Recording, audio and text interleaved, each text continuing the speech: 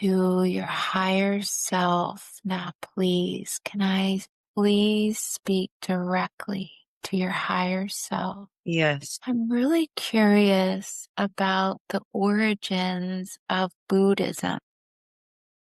I'm basically wondering about the extraterrestrials. I believe they were Pleiadians that came to the Himalayas area and started what is known as Shambhala, and then eventually it trickled into Buddhism.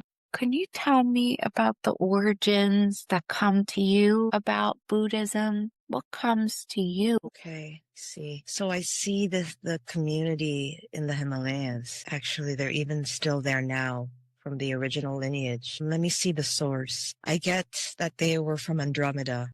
Okay, tell me everything you can about them. I see these beings connected to Andromeda. It's a star system. They're bird-like. I can see that they look bird-like to me. Bird-like hybrid beings. You describe them. They're bird-like, but and they're hybrid, did they look human in any way or just like a bird?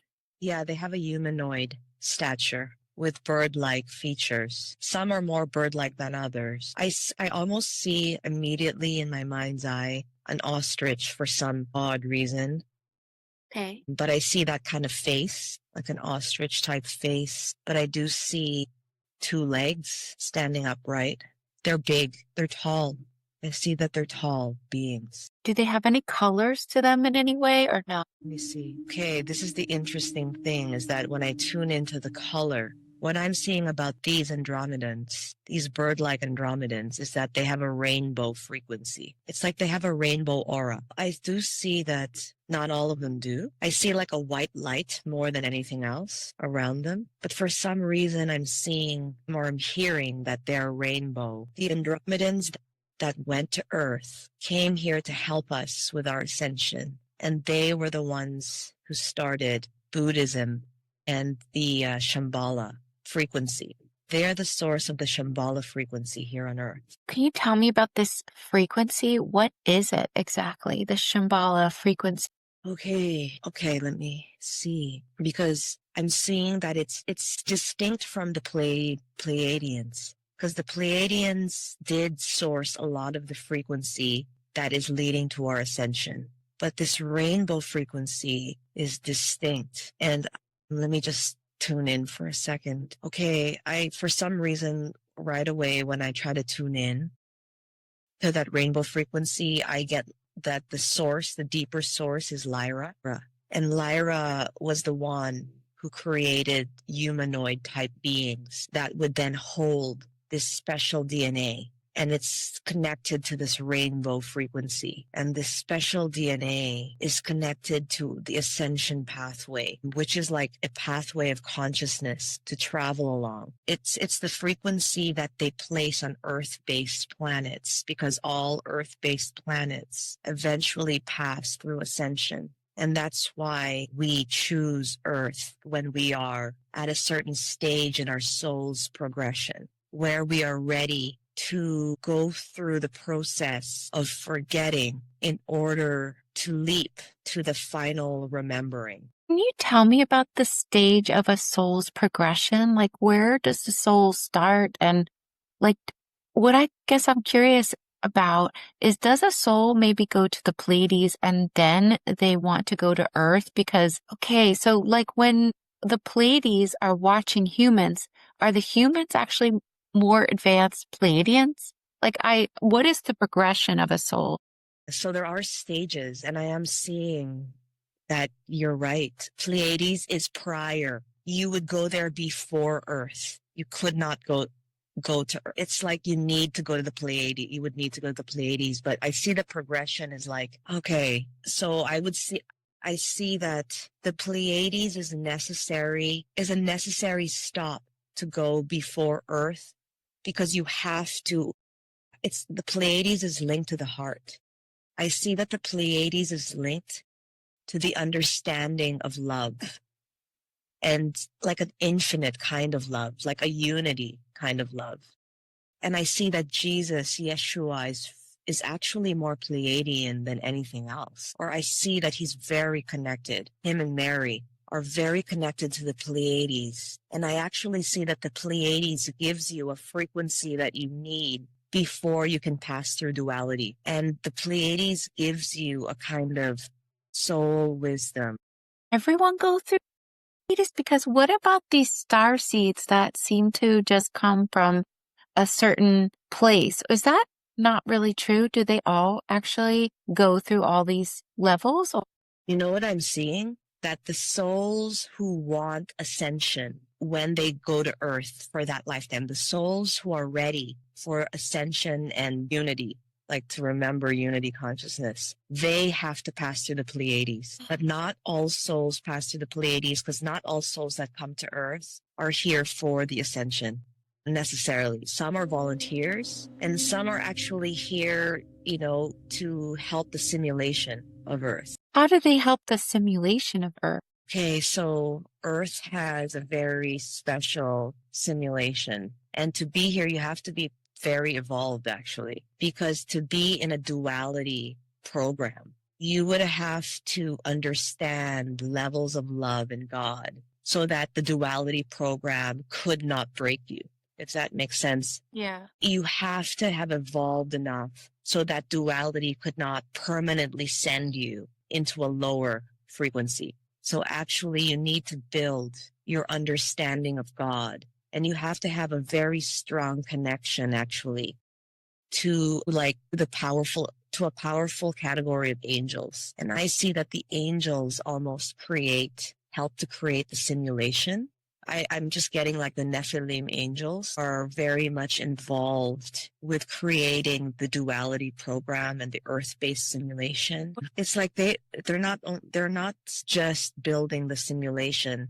They're the ones who coordinate and find the team of people from different galaxies. Like I see that they actually find people from different star systems and galaxies to get together, weave their frequencies and their understanding together, and that team actually gets together to build this simulation. Because in order to build the simulation, you would need some people that are also currently connected to very dark. I don't know how to say this in a way that makes sense to me, but you would need people that also understand darkness and states of non-love. And it's almost like you would have to master love to understand non-love. I don't know, it's hard to... Yeah, okay. But they contract people from darker planets to help with the simulation also, because you need the balance of dark and light for these simulations to work.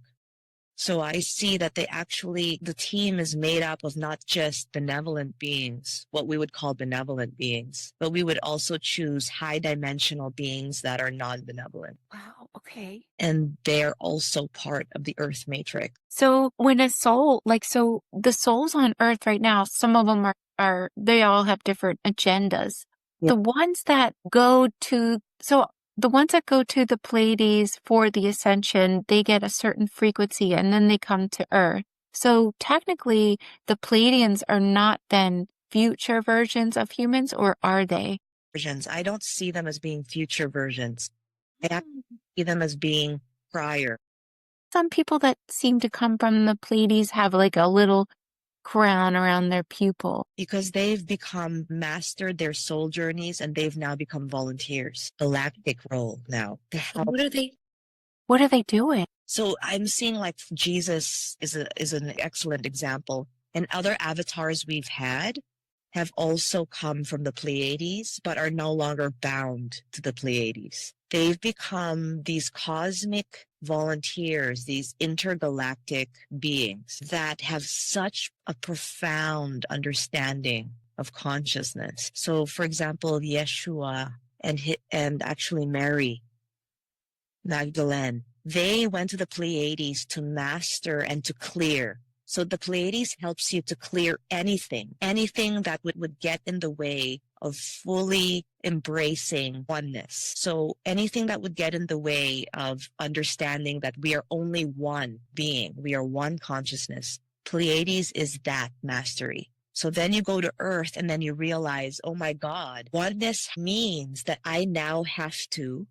understand and embrace every dark state of being as well. So then after you leave Earth, you can now become like an intergalactic ambassador, because it's like you've ascended. You are like an ascended master after you leave Earth. So Earth actually makes you one of the highest frequency volunteers that you can be in our universe. Where do souls usually go after? So after Earth, what I'm seeing is that they rejoin headquarters on Lyra. And from Lyra, they send you to do works all over the universe. Like there's this headquarter on Lyra that send people from Earth-based planets to volunteer in doing many different kinds of tasks. Like they aren't always sent to planets or star systems either. They volunteer in different capacities. Tell me about this headquarters on Lyra. What is it like? What happens there? Yeah, okay. So there is a very advanced headquarter on Lyra that does all kinds of things. One of the things they do is they actually do help assemble a group of beings that deal with the Earth-based planets and simulations. And they also create humanoids for Earth. So they actually do create human beings in a kind of lab there. Yes. Oh my God. Yeah, it's fascinating because this headquarters on Lyra, I see, avian type beings and cat-like beings, but I see that these are beings that are very hybrid oriented. They have like DNA from so many star systems. So they work on this headquarters on Lyra. What I see about these headquarters, it's that it's like a high frequency, and it's a white light frequency. And they're connected to like a white light very close to source. But it's like this place on Lyra. Not everyone on Lyra have access. You have to be of this white light frequency. Weirdly enough, I'm seeing that you and I are part of this white light frequency, and that we have been in the headquarters of Lyra. What do you see us doing? Okay, let's see. Okay, so I see that there's a laboratory, and I don't know if that's my role or your role, but I see that we are playing with genetics. We're looking at genetics under this microscope, and we're trying to find the perfect DNA strand combination to create humans that would evolve from a duality conscious to unity conscious. It's like we created the 9-strand and we created the 12-strand. And we even created a 3-strand and a 6-strand. So we created different iterations of humans that would evolve the way that they have evolved on this earth, from a low consciousness being. And we were involved in this 12-strand human being that are going to be here on earth now. After this, I'm seeing like after this century, we are going to see mostly 12-stranded human beings on earth. What will that look like? Okay, that is a very good question. It's so tricky to even say because it won't look like, the pure love of the Pleiades or like the high consciousness on Andromeda. It's Earth is very unique because we've been through such darkness and suffering, and we remember that, and we aren't afraid, and we don't reject it. We honor it. Actually, we honor all of consciousness, and we honor all states, including the darkest states. That's what's special about people that have gone through Earth. Because what I see about these 12-stranded beings is that they have a wisdom that is so profound. So I see that these beings are very connected to Earth, like the Earth herself, Gaia. We are actually going to have many centers set up all over the Earth. Like I see like these new Earth communities set up all over. And people live in these new Earth communities. And the new Earth community is like basically heaven on earth. It's like everything we've always wanted. It's like we have so much power because we can manifest instantly. So we spend most of our days creating different simulations, actually. What do you mean by that? So it's like we call it fun. We spend most of our days literally in play. And a part of that play is creating these simulations that we are going to use here on Earth. And the simulations have different purposes. So some of the simulations that we create are for the humans that still are carrying trauma. that need to make it into the unity consciousness. So we have these healing simulations that help whomever is still holding any trauma whatsoever from the old earth. We create these simulations to help them seamlessly transition into the 12-strand activated DNA. That look like? Like the 12-strand? No, what would these simulations look like? Okay. Oh my God, that's a good question. It's like I wouldn't understand yet because I'm not at that level of consciousness, but I'm actually seeing, like, you know how we have movies and cinema, and how actually a lot of our movies are actually designed by extraterrestrial beings to help us in this ascension. Like we have so it's like they're going to be like movies, but they're more interactive because they are fully, it's like you enter the movie yourself in these simulations, and they're not all love and light. The simulations help to show that the darkness always had a purpose. So it's like they go into those older timelines and then they see that there was the hand of those higher order angels there all along. It's like actually create simulations for these people that are similar to the simulations you would get as a soul leaving the body, re-entering Earth. It's like there's simulations in place now where souls that leave Earth, they do a life review, but it's really like a simulation. And you every memory and every scene that you have to go back to clear the idea that there was no love, that there was darkness. It's like you go back and you see that war wasn't actually war. It was actually like, I don't know, it's like weaving the geometry of dark and light. See, like it's like a net. And sometimes you have to weave a dark scene in order to balance light for the greater whole. So it's like I'm seeing that at that stage, we are all so connected, like a fabric of like a net, that we need to clear the consciousness of every being, because we are like a field consciousness, like group consciousness. So the simulations are so hard for us to understand at this stage, because at that point, the simulations are like when one person watches it, the whole field gets up-leveled. It's like group consciousness. Throughout history, it looks like we get into this state where there's like a big destruction, and it's like a cycle over and over again. What is it? And is this happening now? Like what, I guess I have a lot of questions around that. Yes. Why did we keep having these destructions? And is this happening now? What is happening now? So we had to have the previous destructions because the destruction, the reset, was necessary for the chemistry of the whole. It was necessary to flood the mainframe with more light. So we needed these destructions in the past. It's like we're playing with memory. It is connected to frequency, like the human consciousness, and that is connected to the Earth's grid. So all of the resets that we've had to date was to clear memory and to implant new ones to almost play with the light levels on Earth's grid. Interesting. We will not have a fifth reset in the same way. So we've had 4 resets in a sense so far. 4 destructions of Earth. Wait, can you tell me about that really quick? Yeah. Okay, let me see. I mean, I'm seeing like the first one was a destruction of there was like this full paradise on Earth, like Avalon, like full paradise in the beginning, where we were like white frequency. Everyone was creating things that they wanted, but that had to be destroyed. That was the first destruction. We don't remember. That was it's not even in our records. And then there was a second destruction after that, but that wasn't Atlantis yet. The third destruction was Atlantis. Actually, I don't know. I'm not sure about, I think the most recent one was Atlantis, actually. But it looks like there were 4, and then we won't have a 5th? And then we won't have a full destruction. So previously, there was like floods or like the destruction that went all over the world, the Earth, and most people were wiped.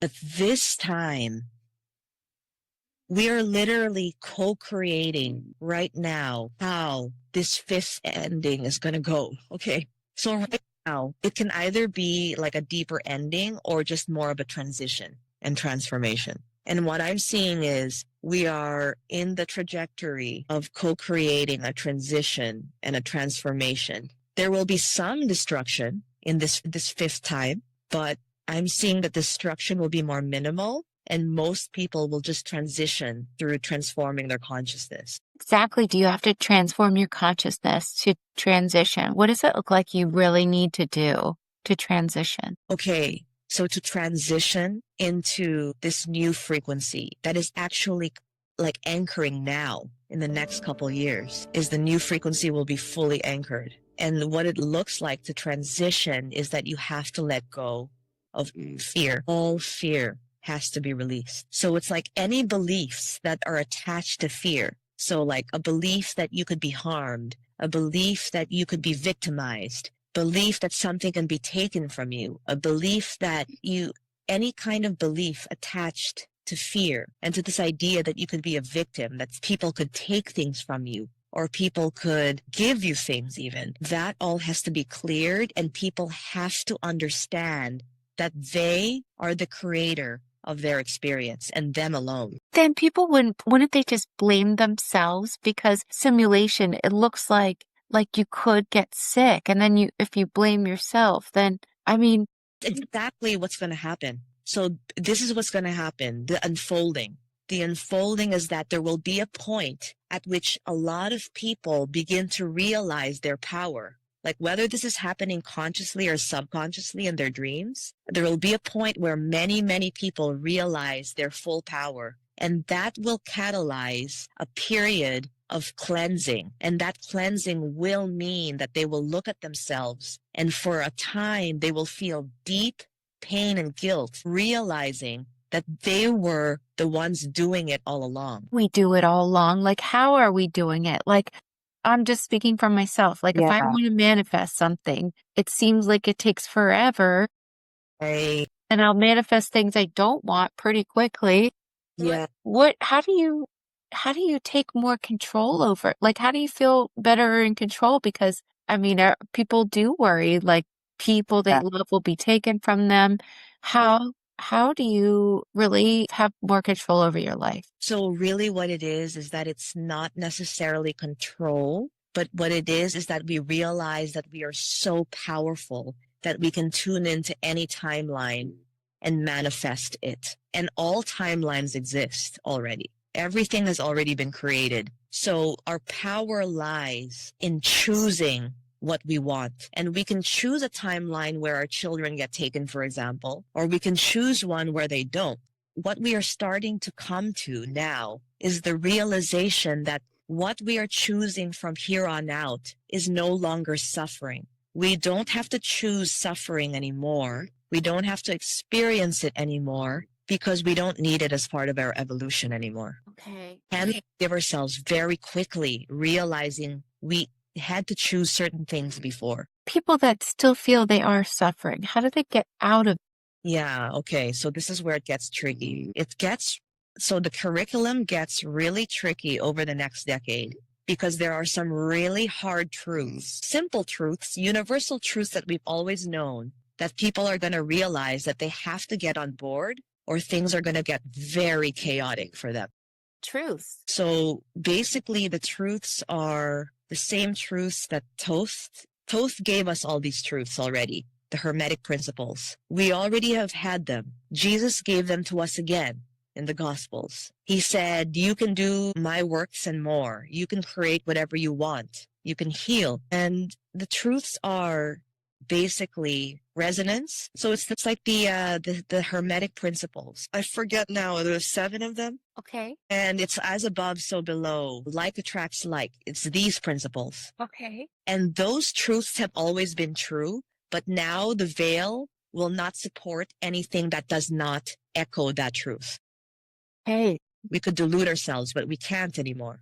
Essentially, it's super important then to put yourself in a high vibration state. It's not a luxury to feel. It's critical. It's not a luxury anymore. It's a basic need. Okay, so this is how it's going to go.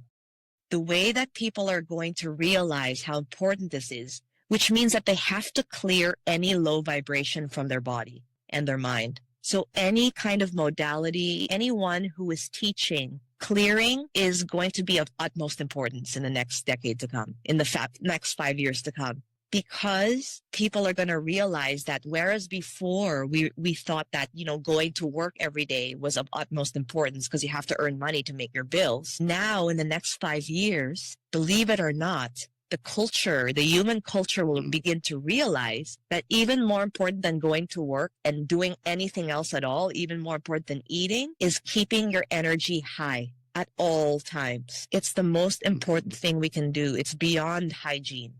Okay, well, what about people in pain? Pain really seems to level a person. And then once they're in pain, they don't know how to get themselves feeling good.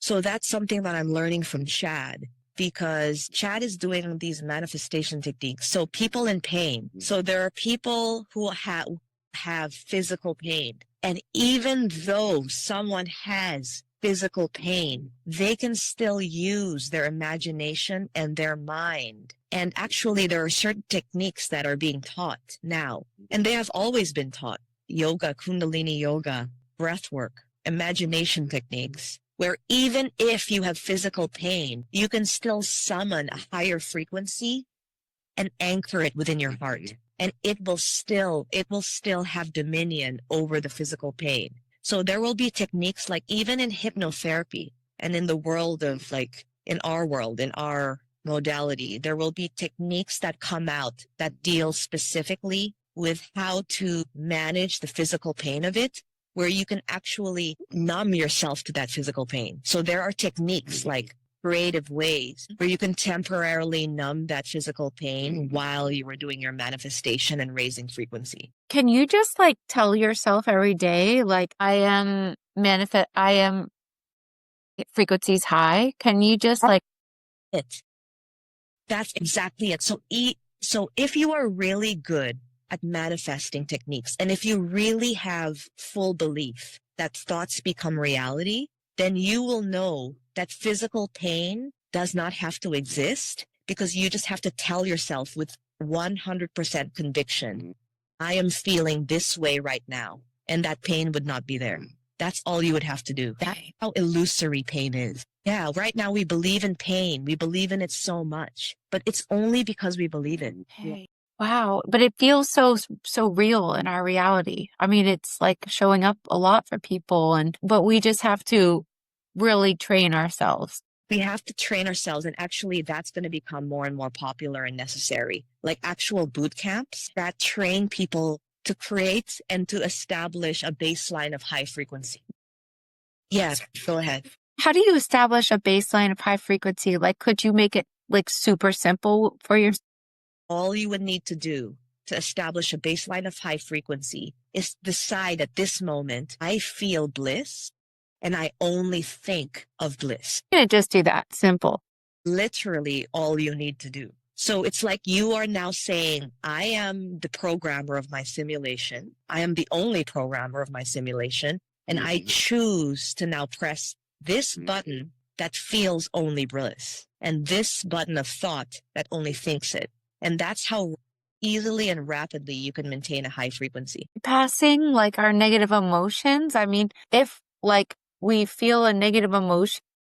No, not bypassing. Because really what you're doing is you're saying, I release any beliefs that tie me to those timelines that have told me that I need to experience suffering at all. We're coming into a reality where we realize creation is everything. Creation is evolution. Creation is mastery. Creation is timeline. Therefore, there is no such thing as bypassing. The only thing that matters is your power to choose. And you have the right and you have the power to choose to be healed and to choose to be in bliss and to let go of the older timelines of suffering. But people will need support. So people like Dr. Joe Dispenza, people like you and people like Dolores Cannon, anyone teaching clearing techniques will be of utmost importance, because there are ways to clear those old beliefs through breath work and through Kundalini. Wow. Okay. Thank you for this. This is very helpful. I have a question. On Mars and on Jupiter, it seemed like they found used robotic beings and different symbols in a frame, but they also found a picture of what looked like a Tibetan group. Wow. What was that? What do you see? Okay.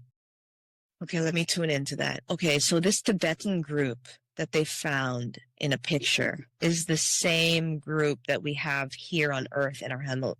The same Shambhala. Wow. Okay, it's the same group? Yes, Andromedan. I mean, it was sourced from Andromeda. Okay. Shambhala frequency, but it was created in Lyra. I don't know, but it's a group of Shambhala warriors. Okay, so these beings, these Buddhists, these Himalayans, are a group of Shambhala warriors that volunteer to come to planets and solar systems and star systems to anchor a frequency of peace that is it's a frequency that is closest to this white light. It's like they hold it in their consciousness and they anchor it into the grid of a planet or star system. That's what these Shambhala warriors do. They stay on a planet until the grid stabilizes to the Ascension frequency. That's so interesting. Okay, so what were those robotic beings? Yeah, so how did they connect to that robotic being? They look like they weren't in use. They were just So can you describe that picture again that you mentioned earlier? yeah, it looked like a picture of a human in a frame, and there were also symbols in frames. Yeah. And it matched. It was the same being in Jupiter, on Mars, apparently. It was the same being, so not multiple beings. I don't think so. I mean, it looked like the same type of technology, I see. if this is true. Yeah, so what I am seeing is that the Shambhala frequency was anchored it on Mars at one point. Here, let me tune in to this for a second because I'm not seeing anything that clear. So the robotics, let me look at the robotics. Because it might not be true. Because, what I'm seeing is that Mars is very connected to Earth's history, Earth's future in some sense. The thing is that Mars has a group of people, humans, that there will be a group of people from Earth that go to Mars after this, that will not go through the Ascension. They will not remain on Earth, and they were never meant to, but they are going to go back to Mars to repopulate a colony there. Okay. And what I see is that these people were from Mars originally, and that Mars had a time of peace at one point, but there was wars, and there was some kind of technological destruction that led to only robotics now taking over. But what I'm seeing is that there was a destruction on Mars that actually led to a very big destruction, where robotics took over and humans had to go underground. But those group of humans are still there on Mars, and they're waiting for a group of humans here to join them again. And eventually that group will reestablish peace on Mars. What about Elon Musk is highly involved. He is literally the group. He was sent from that original colony on Mars. is he aware of his role, or is he not? He is aware. I mean, he is human, and so he has had amnesia, but I'm seeing that he has a memory implanted into him that would not allow him to forget his mission. So he may not remember all of these details like this, but he has the program in him that will not allow him to fail his mission. So he will create a pathway back to Mars for humans on Earth. And those humans will help the colony there to reestablish Shambhala, the rainbow frequency. Okay. And can you tell me more about how okay, so the pathway of the soul, can you tell me more about that?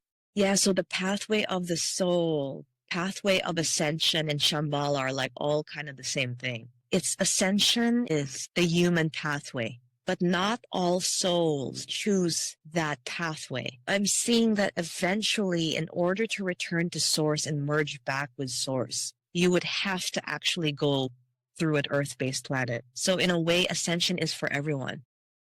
And ascension is the most evolved step, one of the most evolved steps. There are multiverses. There are other pathways that my mind could not grasp. and would not be able to tell you. Now, what I'm seeing is for our universe, the ascension pathway is like the highest timeline that a human could go through. One of the highest timelines. It is like a kind of love frequency. It's a geometry that you could not. It's like a geometry that includes the full spectrum. It's like so full. It's so whole. And it's so close to, and therefore it is like source, basically.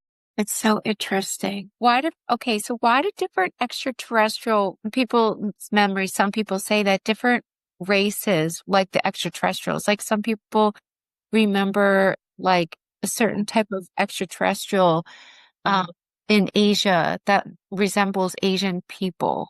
Why is this? And is this? Yeah, okay, so basically, why did different alien beings source different humans on Earth?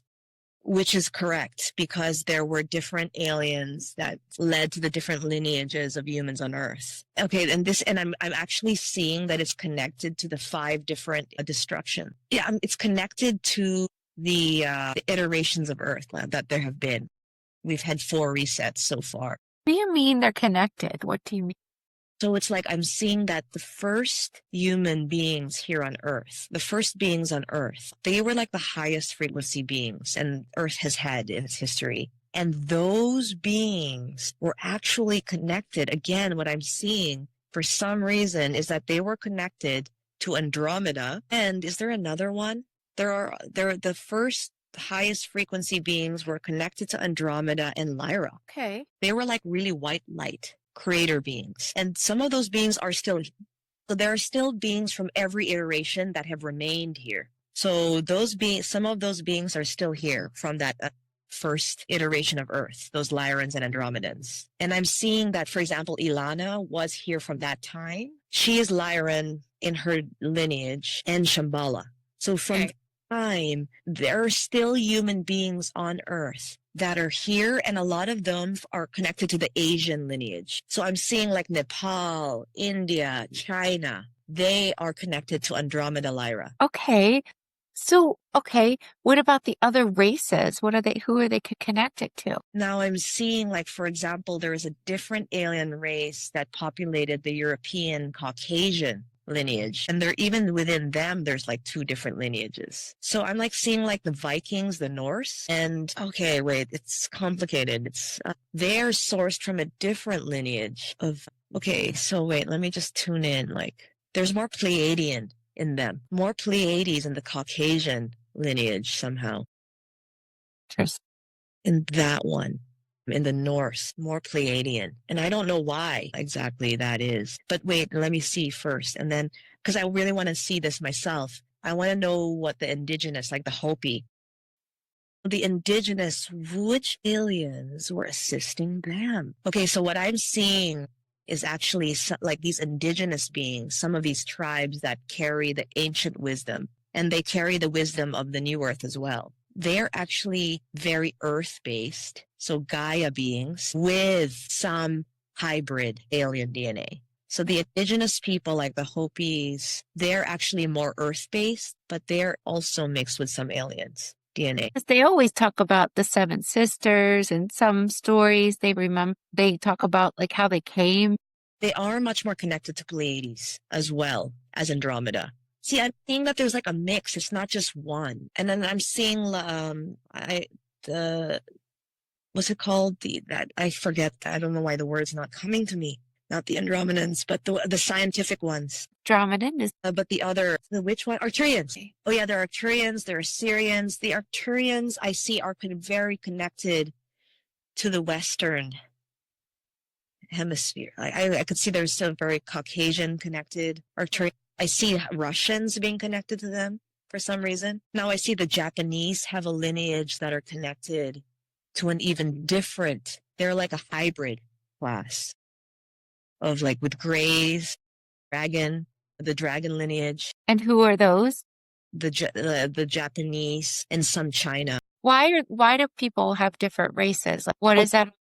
Yeah, why is that? So what I'm actually seeing is that it is necessary to have a different frequency, these different frequencies of lineage, of wisdom, coming together in order to help with this great change, the ascension that we're coming into, needs to have the support of all these different beings for some reason, of all these volunteers, or else it would not work. And it's something about DNA. It's something about them lending their DNA to Gaia's grid. It's all about like it's like the chemistry of the grid. It's like they are anchoring a different DNA to then share that with Gaia's grid to help her in her ascension now.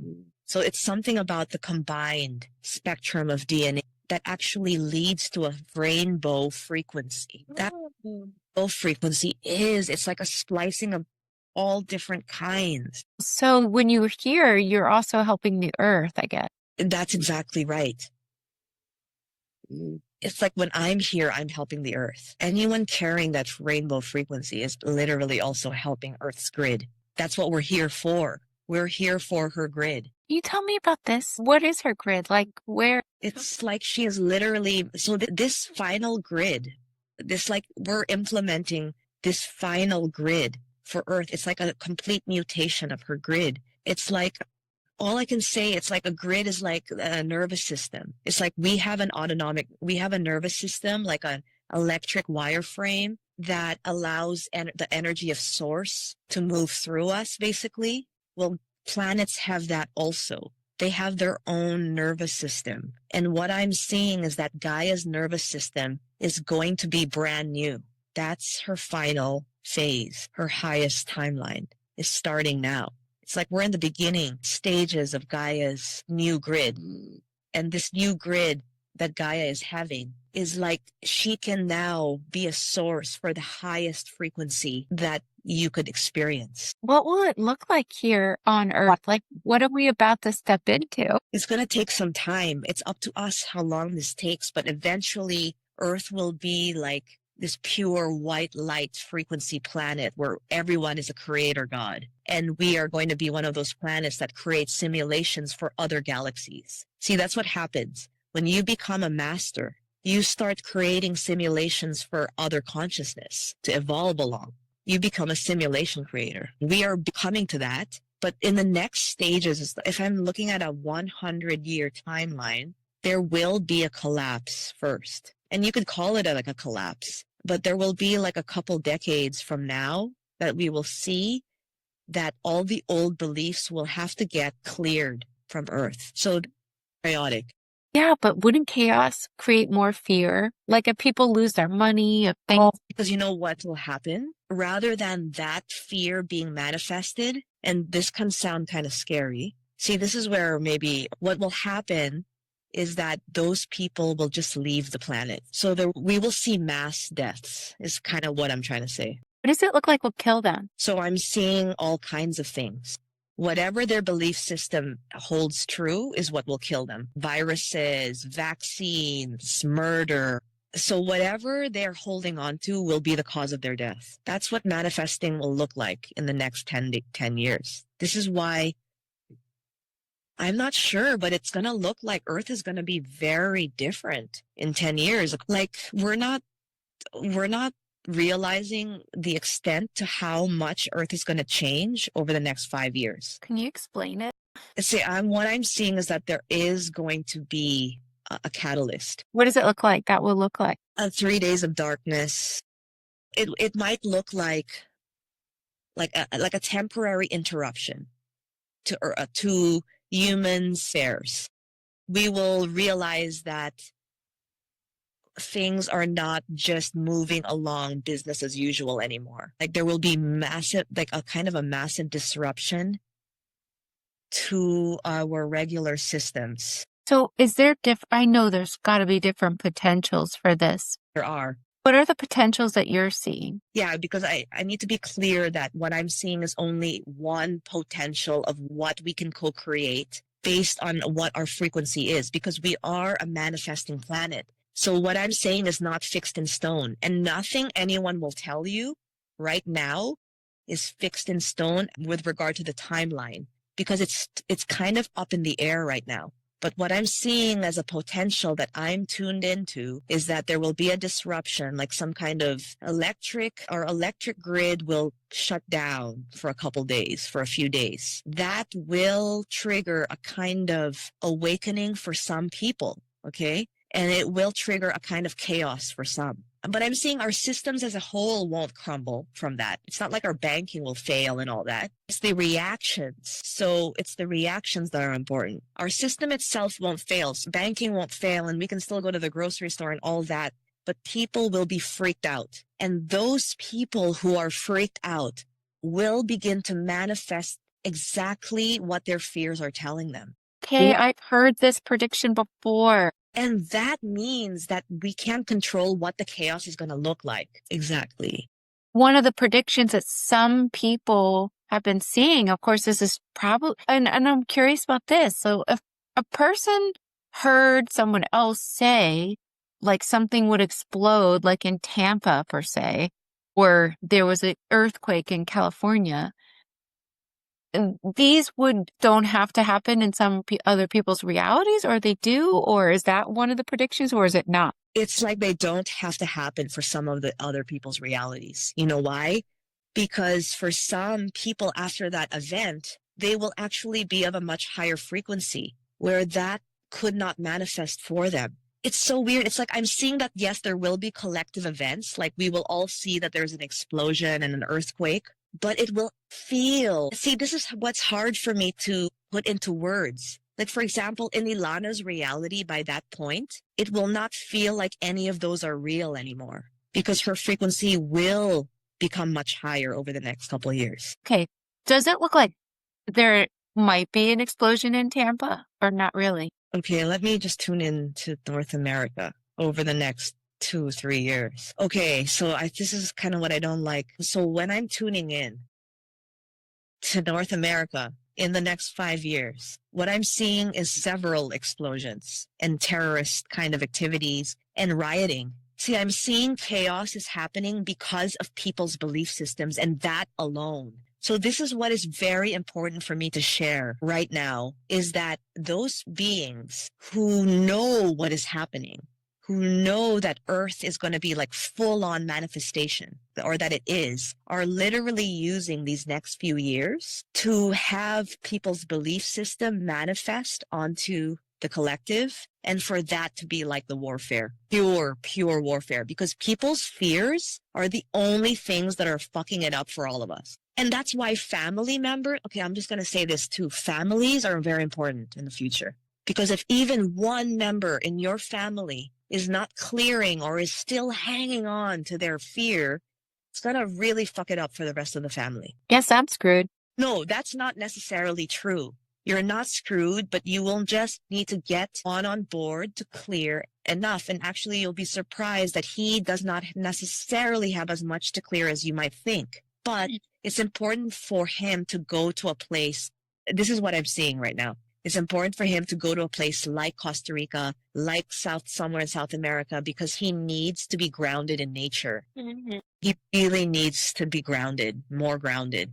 He needs to unplug. He needs to unplug from media devices a little bit, and he needs to plug into Mother Earth a little bit more. Why do you have to have your whole family get on board? I mean, that's so hard for most of us. Yeah, it is kind of hard. And it's not that they have to get fully on board. It's just that they need to believe enough. And then the rest of the transformation will happen. Because what will happen is your frequency will raise, and that will help Juan and the rest of your family. Because your frequency is so high. You see, because what we're coming into in the next few years, okay, starting in 2027, the one thing that I am seeing is that we are going to be group consciousness rather than individual. So groups of 3 to 5, family groups and groups of all kinds are going to be of utmost importance, because whatever group you're connected to is going to be your baseline frequency. And that's okay, because we don't understand field dynamics yet, and we don't understand group consciousness yet.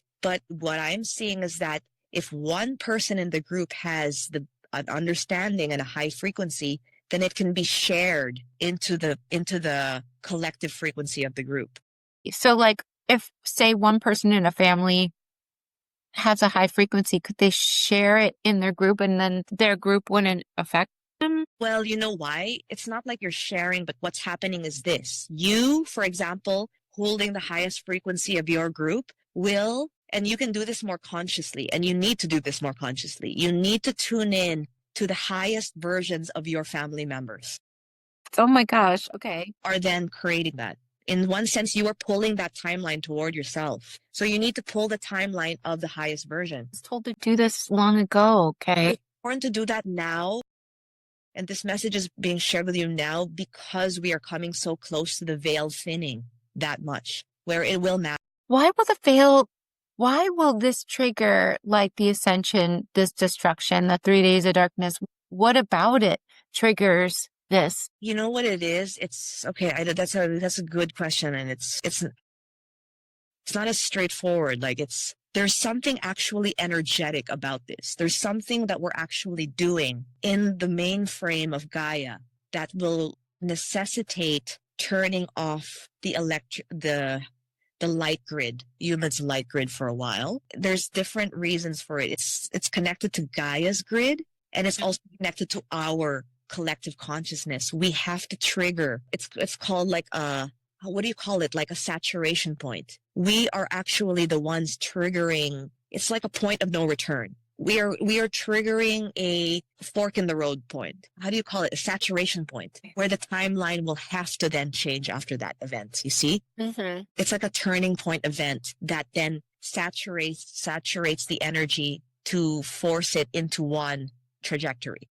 And I do see an event like that will come in the next 3 to 5 years. That timeline might change, just to let you know. So what could we do to, like, what do you suggest from what you see, all these things you see? Okay, this is the one most important thing that I see, because this event kind of triggers the turning point of our veil, right? Manifestation is really, it starts to become very instantaneous. And that's why what is important to share now is we need to clear. We need to clear ideas around fear, but it's more important than anything else is we just need to clear our attachment, our habit to negative thoughts and feelings. And that's all it is. We have developed an addiction and a habit. That's all our reality is. It's a habit to thinking negative thoughts and to feeling negative emotions. And we've been in this habit, this loop for thousands of years. And now we cannot remain in that loop because we have no more buffer. We have no more buffer to protect us from our own manifestations. Okay.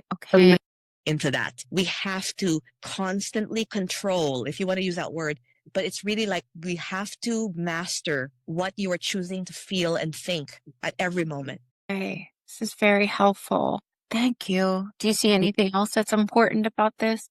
I see that that's the most important thing, because that's literally what the warfare is, or what the chaos is. It's people's thoughts and emotions being manifested into the public sphere. It's so fascinating to me as well. But it's really interesting because one thing that I am seeing that I'm excited about is that this will go very dark for some people because they're manifesting shit. This will go very light for some people. There will be a kind of mass awakening, because any person who's at that stage of their journey where they're already kind of glimpsing this, where they already kind of know the Hermetic principles and they kind of already been doing some manifesting techniques, they're going to be so freaking stoked by the power of their thought that they will manifest heaven on earth. I love it. Oh my God, I love that.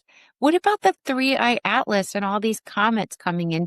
Does this play a role in any of this or no? It does. It's basically, these are already the major crumbs that we are seeing now. So these comets coming from different star systems are triggers. They are literally here to trigger the frequency into place for Earth. It's like they are here to anchor this new frequency onto the grid of Gaia. So we are seeing this comet coming, for example, next year. That's already a sign for us to know that basically what we are going to see in 2027 is like basically a new reality on Earth in some ways, in many ways, in many ways. 2028, we're already going to see it very clearly.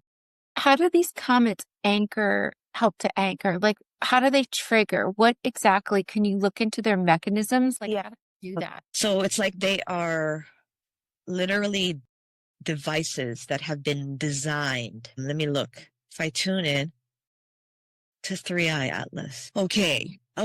Yeah, so this is actually really cool because so what I'm seeing is that this ascension, this shift in consciousness that Gaia is going through now is not just an Earth-based event. It is a universal event. It is going to affect every galaxy, every solar system in our universe. It's a galactic event, and therefore many planets and star systems are going to experience a shift. 3i Atlas is actually a device that is traveling through different solar systems to trigger. It's like a cascade. I can see it like a ripple. It's a ripple effect. And this device has been created by highly evolved beings, almost like a remote control, to press the button in that solar system and that solar system and that solar system so that it's all aligned. Like I'm seeing like a geometry that connects all these different solar systems that upgrades all of us at the same time is happening. Who designed it? Okay, let me tune in and see. Because it's like literally 3i Atlas is like a frequency device. And it's triggering our DNA as well as Earth's. So humans and Earth. It's triggering a higher octave in our DNA. And I'm seeing, okay, again, the group that created this device, like it's a combination, again, of Andromedan, Lyran, and people and beings that are not from our universe. I'm even seeing that like very highly advanced beings create comets like this, like highly advanced star systems. It's like not even just a being, it's like a group that, okay. I don't know. No, that makes total sense. And then, okay, so is there a way to work with it as it comes in? Well, yeah, I got goosebumps as you asked that. Okay, let me tune in and ask. Let me see. Because, yeah, 3i Atlas is really instrumental to triggering our memory and our DNA. And what I'm seeing is that it will help us to remember why we came here, why we chose to volunteer here, what we are doing on Earth, and what